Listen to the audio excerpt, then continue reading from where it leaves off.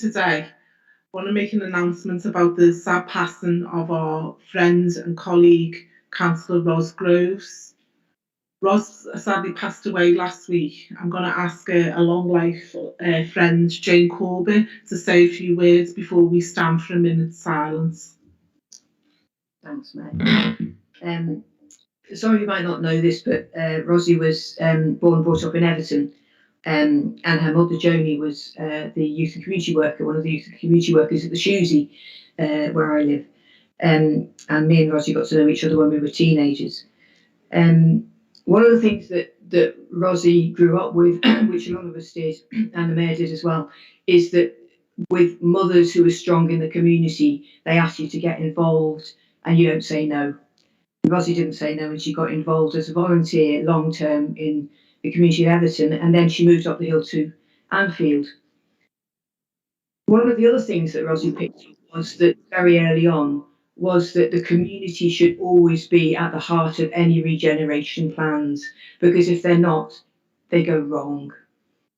And Rosie moved out of Everton because of regeneration, so she moved up the hill to Anfield, just along from the stadium. So when she got to Anfield, she then got heavily involved in that community. And the main thing that was happening there was massive regeneration, lots and lots of options.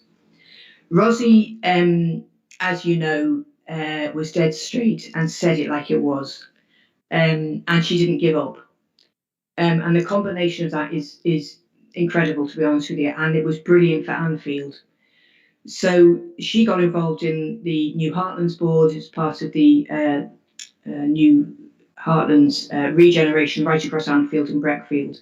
And then she was on their board representing the Anfield Breckfield end of Liverpool, Sefton, Wirral. So she did a massive amount of work as a volunteer, completely voluntary. So when she got in to be councillor in Anfield, people knew her, and she was part of the community, which again she was a great example of a local community champion and a local community leader. I think just the last thing is that she was a fighter, not only for her community, but with her community, and she worked alongside the people. I knew, because if things weren't happening in Everton, she'd say, listen, did you know this was happening? I've sent this email over, watch it. So she was just brilliant. And she was a good mate of mine for a very long time. When she became councillor, she also took her council work incredibly seriously. And the select committee that she chose was the Regeneration Select Committee, and we used to sit alongside of each other on that. And she was part of the Fraction Investment Panel. So I just want to say it really, really sad that Rosie has left us now. She leaves behind her a massive legacy, and love and prayers as well to Ali and to Joanne and Chrissy and Linda, and also to Rosie's sister, Christine. So well done, Rosie. We miss you. Oh, thank you, Jane. If everyone could just stand for a minute's silence, please.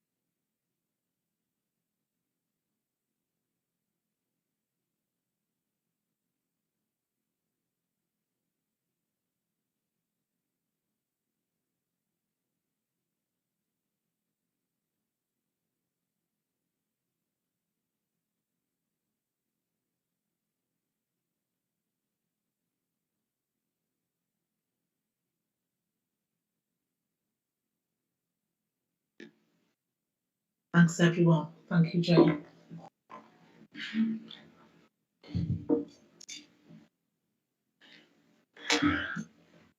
We have apologies from today's meeting from Matt Ashton and Mel Crichton. Are there any other apologies? Chair, Councillor Ruth Bennett. Thank you. Councillor Sarah Doyle. Sarah Doyle, thanks. Declaration of interest. Are there any interests to declare? The minutes of the Cabinet held the 13th of August. Can I move that we approve these minutes of our last meeting? Agreed. We have no mayoral reports to consider, so we move on to the next item of business. We have 4 public recommendations to consider. Item 4A, purchase of travel tickets from Merseytravel, pages 10 to 16. This recommendation seeks to approval to enter into a contract with Merseytravel for the purchase of travel tickets for children and young people in line with the Council's home to school transport policy. Councillor Logan, would you like to say a few words? Thank you. I'm pleased to bring this recommendation. It will ensure that travel tickets can be provided to qualifying children so they can travel to their school safely using any bus or rail service across the area. This will ensure the children can meet their religious, cultural and educational needs. Thank you. Are there recommendations? Sorry, Harry. Thanks, Mayor. I just want to start as a comment really and to thank Councillor Logan for bringing the report to committee. It's a obviously really welcome report, and I just wanted to state we have to make a lot of decisions in council, and some of them are really tough.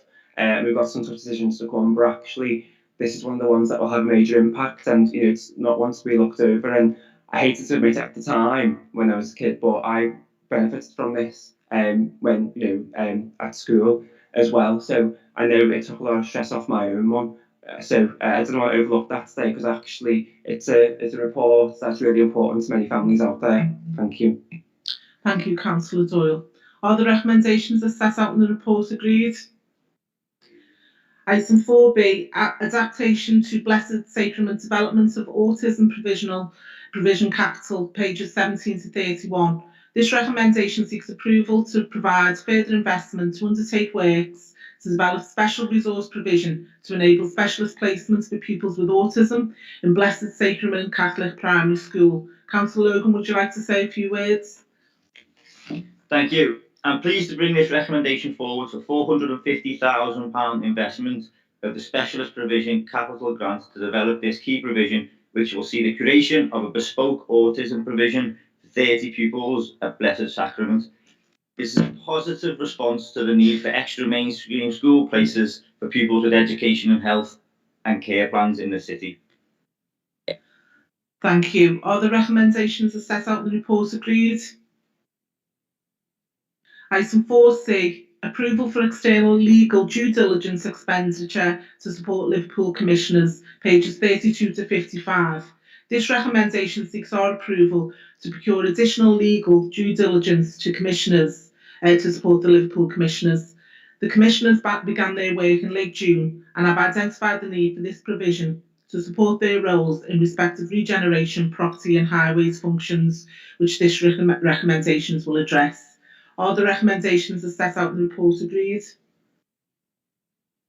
Item 4D, Section 106 Allocations and Governance Subcommittee, August 2021, Section 106 Work Programme, pages 56 to 96. This recommendation seeks approval to introduce a more proactive approach to the spend of Section 106 contributions through the development of a Section 106 Work Programme. Abdul, would you like to say some words on behalf of this motion? Thank you, Mayor. So I'd just like to bring this forward on behalf of Councillor Sarah Doyle. This the development of the Section 106 work programme will provide elected members and the local community with a clear understanding of what will be funded by the Section 106 monies and over what time period, as well as ensuring there will be a necessary governance and oversight mechanisms in place.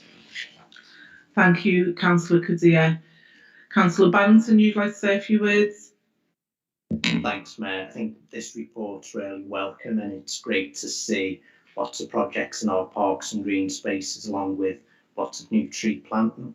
And I think we're really lucky to have so many parks and green spaces that are fantastic across the city, and I think lockdowns really showed us just how important our parks and green spaces are. So it's great to see all the different projects. I think it's also important to note that the council's inclusive design officer is to be fully engaged with all of the Section 106 projects and that the council's design for access for all reports will be a material consideration for all the projects. Thanks.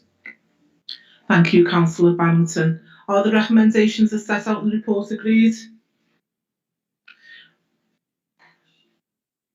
Oh, item 7, yeah.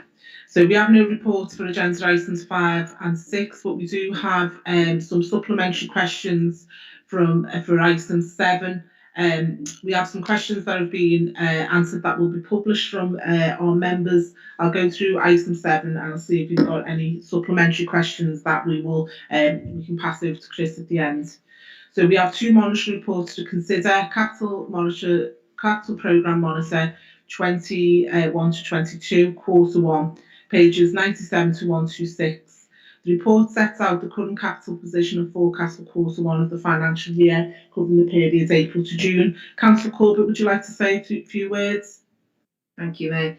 So the format of this report has been changed from those previously presented in order to improve the level of information provided to members. The report sets out in detail the latest capital programme financing and the forecasts for 21-22 compared to the approved budget, and provides an explanation of the larger variances. The report sets out the 5-year capital programme from 21-22 through to 25-26, and the delivery of the capital programme is still being impacted by COVID-19, though the assumption that we've included in there is that the economy will recover to more normal levels this year. That's the assumption we put in, but we'll keep a very, very close eye on that.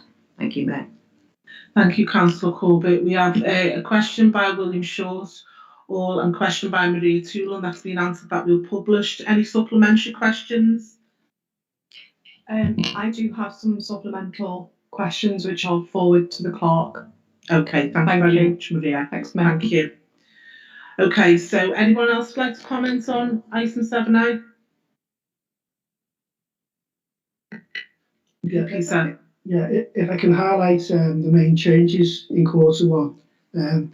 There's an additional 13.8 million allocated to the city centre connectivity phase 1 project, and that was approved at Cabinet last month.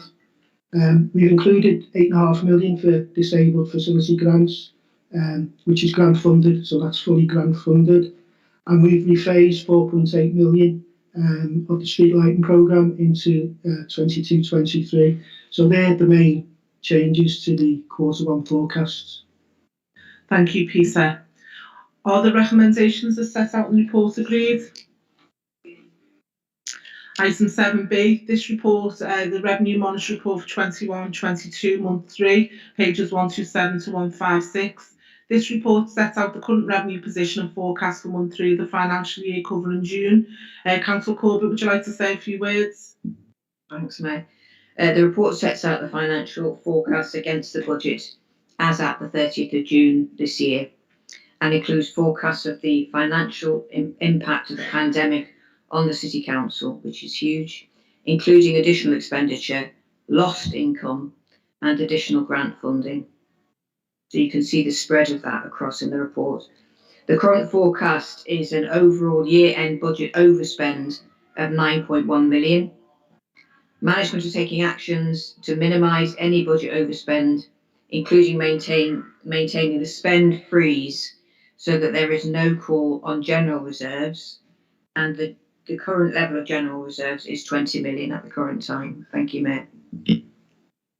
Thank you, Councillor Corbett. Does anybody else want to speak? Are the recommendations as set out in the report agreed? We have no report for agenda item 8, and under a mayoral announcement, I just wanted to make an announcement about the arms fair that is planned in Liverpool in October at the arena, Liverpool Arena and Convention Centre. We've had many people being in touch about the arms fair, and I am making this response. I'm making this statement in response to the emails that we've received. My first ever motion to councillor as mayor was about how we feel opposed to the arms fair, not just myself but many councillors, and we have cross-party support for that. Before making the motion, I sought extensive legal advice about what we can do as a council and what I could do as a mayor, and we have no power to interfere with the bookings of the ACC. I've called on the arena, as we all have, a council to adopt an ethical charter and update their risk register to include future risk and embarrassment and a negative association for Liverpool City Council. As a city, we do not have any power to stop the event. It is lawful in the same way we are powerless to stop other events like the far right coming to the city unless they break the law. I have asked the ACC to make their position clear, and they've allowed me to publish their letter in response to me, which I'm publishing later this afternoon. Also, Tony Rees, on behalf of the Chief Statutory Officers, has outlined his position to me in the letter that I'm also making public. What I'm not prepared to do is get our council involved in any legal challenge that will be a financial detriment to us, and I don't make any apologies for that. We have cross-party support of opposing the event. I support the Councillors for Peace and attended their demo on the 16th of August outside the arena. I cannot attend the demo on the 11th of August, but I stand in solidarity. I support all peaceful demonstration on what we are opposed to. I am a pacifist. I'm totally against the arms trade in our city, and I've been open and honest and transparent about the steps I have taken and the lack of power I have to prevent it. Thank you. That concludes our meeting for today. I'd just like